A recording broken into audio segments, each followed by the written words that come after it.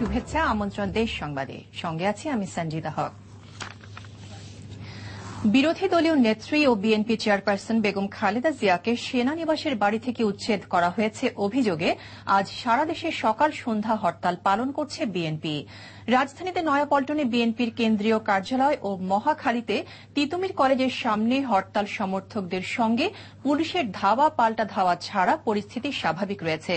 পুরান ঢাকার সরকারি কবি নজরুল কলেজের সামনে একটি মালবাহী পিকআপ ভ্যানে আগুন ধরিয়ে দেয় পিকেটাররা। হরতালে পিকেটিং করতে সকাল থেকে বিএনপি নেতাকর্মীরা জড়ো হতে থাকেন নয়াপল্টনের কেন্দ্রীয় কার্যালয়ের সামনে। কার্যালয়ের দুই পাশে কাঁটাতারের ব্যারিকেড দিয়ে রেখেছে পুলিশ। এর মধ্যেই হরতালের সমর্থনে মিছিল করেন নেতাকর্মীরা। এ সময় পুলিশের সঙ্গে তাদের ধাওয়া পাল্টা ধাওয়া হয়। হরতালের কর্মসূচিকে কেন্দ্র করে গোটা রাজধানীতে নেওয়া হয়েছে ব্যাপক নিরাপত্তা ব্যবস্থা। রাজধানীর গুরুত্বপূর্ণ পয়েন্টগুলোতে সতর্ক অবস্থায় রয়েছেন আইন শৃঙ্খলা বাহিনীর সদস্যরা। মহাজোট সরকারের শাসনামলে দ্বিতীয়বারের মতো হরতাল পালন করছে প্রধান বিরোধী দল বিএনপি।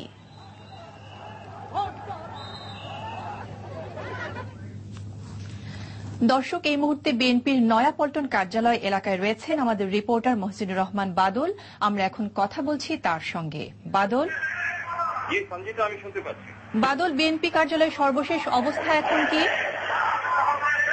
আপনারা জানেন যে সকাল 10:30টার দিকে এখানে মিছিল করার সময় পুলিশের সঙ্গে বিএনপি নেতা কর্মীদের মধ্যে বেশ কয়েকবার ধাওয়া পাল্টা ধাওয়া হয়েছে এবং ইটপাটকেল ছোড়ার ঘটনাও এখানে ঘটেছে। তবে কেউ এখানে আহত হয়নি এবং নিরাপত্তা কর্মীরা যখন কয়েকজন কর্মীকে গ্রেফতারের চেষ্টা করেছিল তখন স্থায়ী কমিটির সদস্য নজরুল ইসলাম খান এবং সহসভাপতি আব্দুল্লাহ নোমান তারা তাদের পুলিশের কাছ থেকে সেই নেতা কর্মীদের ছাড়িয়ে নেয়। এছাড়া সকালে যে পরিমাণ নেতাকর্মী এখানে জড়ো হয়েছিল তার চেয়ে এখন বেশ কয়েক গুণ বেশি নেতাকর্মী জড়ো হয়েছে এবং নয়াপল্টনের কার্যালয়ের সামনে এখন এখানে একটি সমাবেশ চলছে। এই সমাবেশে এখন কেন্দ্রীয় নেতারা এখানে কেন্দ্রীয় নেতাদের মধ্যে সেখানে কে কে রয়েছেন? এখানে বিএনপি মহাসচিব খন্দকার দেলোয়ার হোসেন, স্থায়ী কমিটির সদস্য নজরুল ইসলাম খান, ঢাকা সিটি মেয়র এবং বিএনপি সভাপতি সাদেক হোসেন খোকা, সহসভাপতি আব্দুল্লাহ নোমান, চেয়ারপারসনের উপদেষ্টা শামসুজ্জামান দুদু সহ ছাত্রদল, যুবদল, স্বেচ্ছাসেবক দলের বিভিন্ন কেন্দ্রীয় নেতারা এখানে উপস্থিত রয়েছেন। ধন্যবাদ বাদল।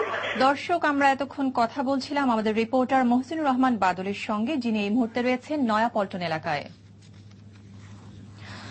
সকালে নয়াপল্টনের কেন্দ্রীয় কার্যালয়ে আসেন বিএনপি মহাসচিব খন্দকার দেলোয়ার হোসেন। এ সময় তিনি বলেন, খালেদা জিয়াকে বাড়ি থেকে অবৈধভাবে উচ্ছেদের কারণেই হরতাল দিয়েছে তার দল। আইন শৃঙ্খলা বাহিনীর বাধা সত্ত্বেও স্বতঃস্ফূর্তভাবে সারা দেশে হরতাল পালিত হচ্ছে বলে দাবি করেন বিএনপি মহাসচিব। পুলিশ এবং তাদের দলীয় ক্যাডাররা বিভিন্নভাবে হরতালকে বানচাল করার চেষ্টা মাঠে যাতে কেউ না মানতে পারে সব রকম অ্যাকশন নিচ্ছে, কিন্তু নেওয়া সত্ত্বেও সারা দেশের মানুষ স্বতঃস্ফূর্তভাবে এই জালেম সরকারের জুলুমের বিরুদ্ধে, বিশেষ করে খালেদা জিয়াকে বেআইনি ভাবে অন্যায়ভাবে বাড়ি থেকে উৎখাত করে দেওয়ার কারণে শান্তিপূর্ণভাবে জনগণ এই হরতাল পালন করছে। দর্শক, গুলশান মহাখালী এলাকায় রয়েছেন আমাদের সিনিয়র রিপোর্টার আতিকুর রহমান। আমরা এখন কথা বলবো তার সঙ্গে। আতিক, শুনতে পাচ্ছি। আতিক, আমরা জানতে পেরেছি তিতুমির কলেজ এলাকায় হরতাল সমর্থকদের সঙ্গে পুলিশের ধাওয়া পাল্টা ধাওয়া হয়েছে। তো সেখানকার সর্বশেষ অবস্থা আমাদের একটু জানাবেন। হ্যাঁ, এই এলাকার সর্বশেষ অবস্থা আসলে সকাল থেকে শান্তিপূর্ণভাবে এখানে হরতাল পালিত হচ্ছিল। সকাল 9:30 নাগাদ এখানে হরতাল সমর্থক বা পিকেটারদের কোনো উপস্থিতি ছিল না। হরতাল বিরোধী এখানকার মহাখালী এলাকার আওয়ামী লীগ এবং যুবলীগের মিছিল মহাখালী বাস স্ট্যান্ড এলাকা এবং এখানে তিতুমির কলেজ, মহাখালী থেকে গুলশান সড়ক সব জায়গায় তারা প্রদর্শন করে। এর কিছু পরে এখানে সাবেক স্বরাষ্ট্রমন্ত্রী আলতাফ হোসেন চৌধুরী তার নেতৃত্বে একটি মিছিল বের হয়। সেই মিছিলটি পুলিশ শান্তিপূর্ণভাবেই রাজপথ থেকে সরিয়ে দেয় ভেতরের গলির দিকে। এর পরপরই তিতুমির কলেজের ছাত্র দলের সঙ্গে পুলিশের একটি ধাওয়া পাল্টা ধাওয়া শুরু হয় এবং সেটি খুব বেশি স্থায়ী হয় না। পুলিশ কিছু রাবার বুলেট এবং ফাঁকা গুলি ছোড়ে এবং টিয়ার গ্যাস ছোড়ার পর ছাত্রকর্মীরা কলেজের ভেতরে ঢুকে যান আর এখান থেকে দুজনকে পুলিশ আটক করে নিয়ে গেছে। আর এছাড়া এদিকে পরিস্থিতি যানবাহন থেকে থেকে প্রাইভেট কার চলছে এবং বাসও কিছু কিছু বিআরটিসি বাস চলছে। আমরা এই সমস্ত গুলশান এলাকা ঘুরেছি এবং দেখেছি যে মহাখালীতে যে টার্মিনাল আছে, বাস টার্মিনাল, সেই টার্মিনাল থেকে অবশ্য দূরপাল্লার কোনো বাসই ছেড়ে যায়নি।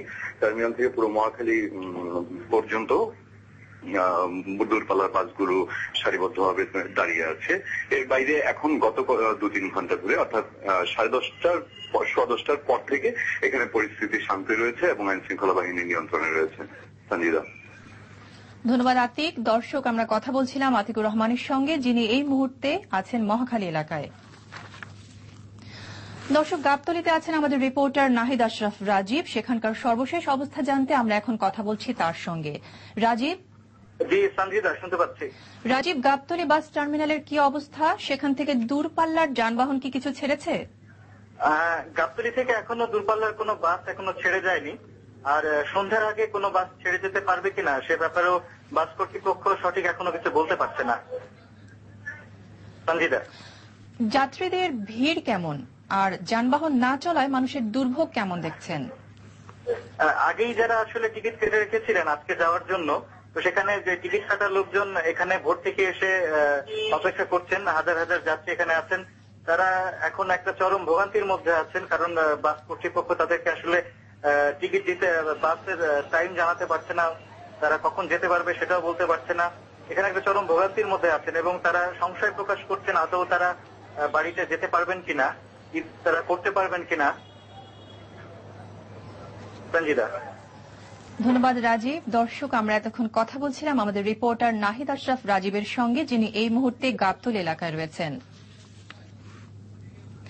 দর্শক, প্রেস ক্লাব এলাকায় আছেন আমাদের রিপোর্টার শরীফুল ইসলাম খান। আমরা এখন কথা বলবো তার সঙ্গে। শরীফ। সঞ্জিদা, শুনতে পাচ্ছি, বলুন। শরীফ, প্রেস ক্লাব এলাকার অবস্থা কেমন আমাদের জানাবেন? সঞ্জিদা, প্রেস ক্লাব এলাকার অবস্থা সকাল থেকে পুরোপুরি শান্ত ছিল, কিন্তু আধা ঘন্টা আগে হঠাৎ করে জাতীয়তাবাদী আইনজীবী ফোরাম একটা মিছিল নিয়ে পল্টনের দিকে যেতে যায়। তখন কর্তব্যরত পুলিশ তাদেরকে প্রেস ক্লাবের সামনে তাদেরকে বাধা দেয়। বাধা দেওয়া তাদেরকে অনুরোধ করা হয় রাস্তা ছেড়ে তারা যেন ফুটপাতে দাঁড়ায়, কিন্তু এই সময় তারা রাস্তায় দাঁড়িয়ে থাকার পুলিশের সাথে তাদের কথা কাটাকাটি, এক পর্যায়ে হাতাঘাতি হওয়ার পর পুলিশ তাদেরকে অনেক রিকোয়েস্ট করার পরও তারা যে রাস্তা ছেড়ে ফুটপাতে ওঠে না। তখন তারা পুলিশ জলকামান ব্যবহার করে তাদেরকে ছত্রভঙ্গ করে দেয়। জলকামান ব্যবহার করার পর তারা বিচ্ছিন্নভাবে এসে হাইকোর্টের, সুপ্রিম কোর্টের সামনে জড়ো হয়ে স্লোগান দিতে থাকে। তখন পাশ দিয়ে একটা গাড়ি দেওয়ার সময় তারা সেই গাড়িকে আক্রমণ করে। তখন পুলিশ আবার মারমুখী হয়ে তাদের উপর আক্রমণ চালায় এবং জলকামান চালায়। এখানে জাতীয়তাবাদী আইনজীবী ফোরামের নেতৃবৃন্দ অভিযোগ করছেন যে তারা সুপ্রিম কোর্টের ভেতরে এসে ব্যারিস্টার আকবর আলী খান নামে এক আইনজীবীকে আঘাত করেছে। এখন পর্যন্ত তারা রাস্তায় বসে শুয়ে বিভিন্ন রকম স্লোগান দিচ্ছে, রাস্তা বন্ধ করে আছে, যান চলাচল এই রোডে বন্ধ আছে। সঞ্জিদা, আপনি কোন কোন এলাকায় ঘুরেছেন এবং হরতাল কেমন হচ্ছে বলে দেখলেন? সঞ্জিদা, আমি ঠিক 7টার আগে থেকেই ঢাকা শহরের বিভিন্ন জায়গা, বিশেষ করে প্রেস ক্লাব, জিপিও, গুলিস্তান, পুরান ঢাকার আটমানিটোলা, মালিটোলা, জগন্নাথ কলেজ, সদরঘাট, বিভিন্ন জায়গায় আমি টহল করছি। কোথাও কোনো ওই রকম অপ্রীতিকর ঘটনার সন্ধান পাওয়া যায়নি। শুধুমাত্র জগন্নাথ কলেজের সামনে একটা পিকআপ ভ্যানে আগুন ধরিয়ে দেয় পিকেটাররা। তাছাড়া আমার যে জায়গা আমি ঘুরেছি সেখানে কোথাও কোনো মিছিল, মিটিং কিংবা পিকেট আমি খবর পাইনি। শুধুমাত্র প্রেস ক্লাবের সামনে আইনজীবী ফোরামের সাথে খানিকটা সংঘর্ষের খবর আমি পেয়েছি। শান্তিদা। শরীফ, আপনাকে ধন্যবাদ। দর্শক, আমরা কথা বলছিলাম আমাদের রিপোর্টার শরীফুল ইসলাম খানের সঙ্গে। দর্শক, শাহবাগ এলাকায় রয়েছেন আমাদের রিপোর্টার জয় যাদব। পরিস্থিতি সম্পর্কে জানতে চাইছি তার কাছে। জয়। হ্যাঁ সঞ্জিদা, শুনতে পাচ্ছি। জয়, ঢাকা বিশ্ববিদ্যালয়ের পরিস্থিতি কেমন? হরতালের পক্ষে বিপক্ষে কোনো মিছিল হয়েছে? যেটা বলেছিলাম যে কিছুক্ষণ আগে আপনার ঢাকা ভার্সিটিতে ছাত্রলীগের নেতৃত্বে বিশাল এক মিছিল পুরো শাহবাগ এলাকা প্রদর্শন করে গেছে। আর পুরো ক্যাম্পাসে তারা এখন এই মিছিল নিয়ে শোডাউন দিচ্ছে। এই এখন ঢাকা বিশ্ববিদ্যালয়ের পরিস্থিতি। আর আপনি জানেন যে আজকে থেকে ঢাকা বিশ্ববিদ্যালয়ের ঈদের ছুটি শুরু হওয়ার ফলে এই ঢাকা বিশ্ববিদ্যালয় ক্যাম্পাস মোটামুটি কিছুটা নীরব আছে, যার কারণে পরিস্থিতি এখন মোটামুটি শান্তি বলা চলে এখানে। ধন্যবাদ জয়। দর্শক, আমরা কথা বলছিলাম আমাদের রিপোর্টার জয় যাদবের সঙ্গে, যিনি এই মুহূর্তে ঢাকা বিশ্ববিদ্যালয় এলাকায় রয়েছেন। চট্টগ্রাম, সিলেট, বরিশাল, রাজশাহী, খুলনা ও দেশের অন্যান্য বিভাগীয় ও জেলা শহরগুলোতে শান্তিপূর্ণভাবে হরতাল পালিত হচ্ছে। পিকেটিংয়ের অভিযোগে দেশের বিভিন্ন জায়গা থেকে মোট 15 জনকে আটক করা হয়েছে। প্রতিনিধিরা জানিয়েছেন চট্টগ্রামের সকাল থেকে যান চলাচল বন্ধ রয়েছে দোকানপাট। সিলেটে ট্রেন চলাচল স্বাভাবিক থাকলেও বন্ধ রয়েছে দূরপাল্লার বাস।